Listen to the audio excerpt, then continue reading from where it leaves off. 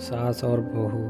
शादी को कुछ ही दिन हुआ था और आज काम वाली भी नहीं आई, इसीलिए अदिति बर्तन धोने लगी। धोते धोते उसके हाथ से कांच का कप नीचे गिरकर टूट गया। कप टूटते ही वह डरने लगी कि उसकी सास अब बातें सुनाएगी। आवाज़ से सास दौड़ती आई और बोली, बेटी क्या हुआ?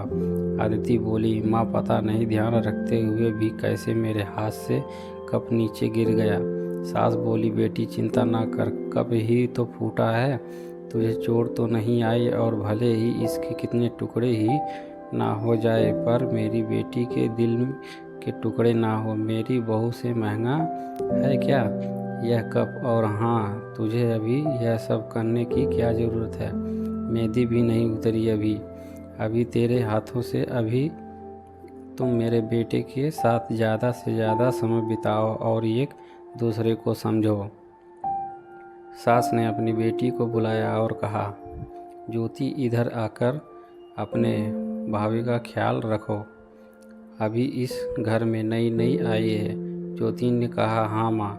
सास फिर बहू से बोली, शुरू में तुम मुझे अपनी माँ ही समझना, मुझे भी तुम्हारा दिल जीतना है, सास बनकर नहीं माँ बनकर। देखते देखते अदिति की आंखों में खुशी के आंसू आ गए, छलछला गई और उसकी आंखों और सास के पैरों में गिरकर बोली, मैंने एक माँ छोड़ी तो दूसरी नई माँ पाई, बल्कि आप मेरे माँ से भी ज़्यादा ममता मेरे लिए रखती हो। यदि घर में यह कप टूट जाता तो माँ भी दो बात कहे बिना नहीं रहती। रात को अदिति की नींद ही उड़ गई। रह रहकर शाम की घटना याद आ रही थी। सास के बारे में उनकी जो सोच थी उसकी विपरीत सास का व्यवहार पाया।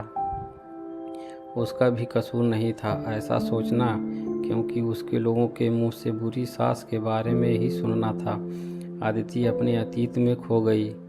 उसे फिर याद आया कि कुछ साल पहले उसके लौते एक भाई की शादी हुई थी। मेहंदी का रंग उतरने से पहले ही माँ ने भाभी पर काम की पूरी जिम्मेदारी डाल दी और अपने ही नियम कानून के हिसाब से भाभी को चलाने के लिए मजबूर कर दिया।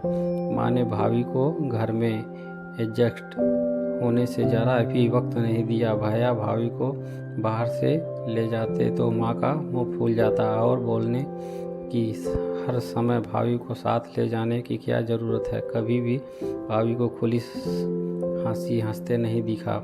समय के साथ भाभी ने सहना छोड़ दिया फिर और घर में रोज़ झगड़ा होने लगा। एक दिन भाभी के हाथ से कांच का गिलास नीचे गिरकर टूट गया। माँ चिल्लाने लगी कि कितनी कीमती गिलास टूट दी। किसी ना किसी बात पर वह भाभी पर चिल्लाती। भाभी भी गुस्से से बोल देती कि माँ मैं तो बैठी खाती हूँ, आप तो खड़ी खड़ी खाते हैं। जब से आई हूँ तब से रोज़ दो चार जाली कोठी ना सुना दो, अब तक आपको चैन ही नहीं मिलेगा। कभी मेरे बाप को हमेशा मेरे मायके वाली की कोसती रहती हो। ऐसे ही माँ और भाभी के दूसरे के साथ बहस करती रहती थी। अदिति के घर के अलावा और भी कई जगह पर सास बहू के झगड़े सुनते सुनते वह डर गई थी, इसीलिए शादी से कतराने लगी। अगर माँ बाप के कारण ही उसे शादी करनी पड़ी और अनजान भाई को लेकर ससुराल आ गई। वह आज भी घटना से अपनी सोच बदल गई कि अब सास और बहू एक जैसी नहीं होती।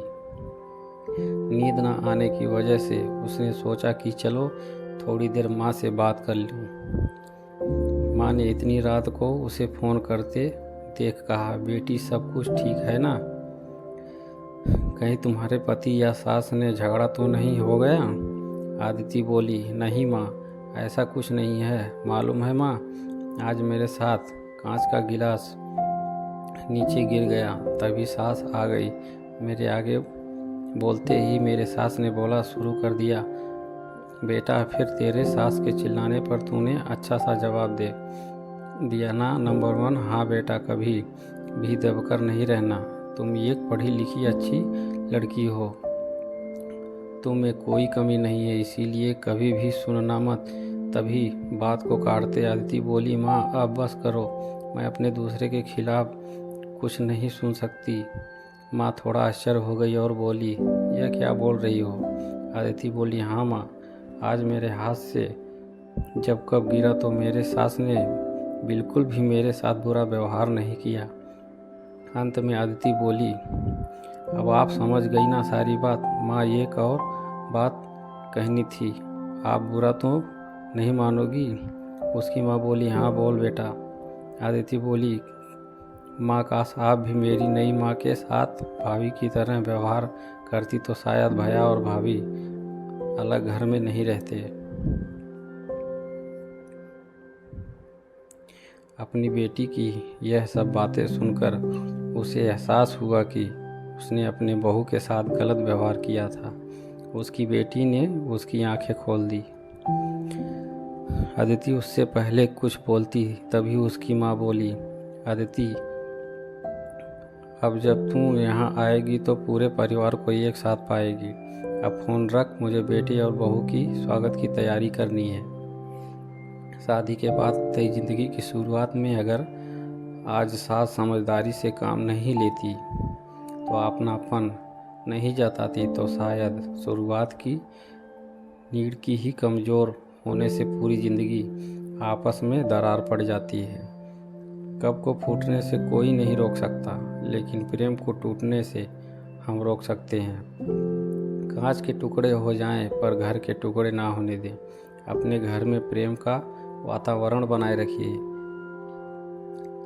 एक दूसरे को समझें, एक दूसरे की इज्जत करें तो घर स्वर्ग बन जाएगा। घर नर्क से स्वर्ग में बदल जाएगा। यदि बहू सास को माँ मान ले और बहू सास बहू को बेटी मान ले, दृष्टि बदलने से सृष्टि बदल जाएगी। और एक स्त्री चाहे तो घर को स्वर्ग बना सकती है और चाहे तो नर्क भी बना सकती है।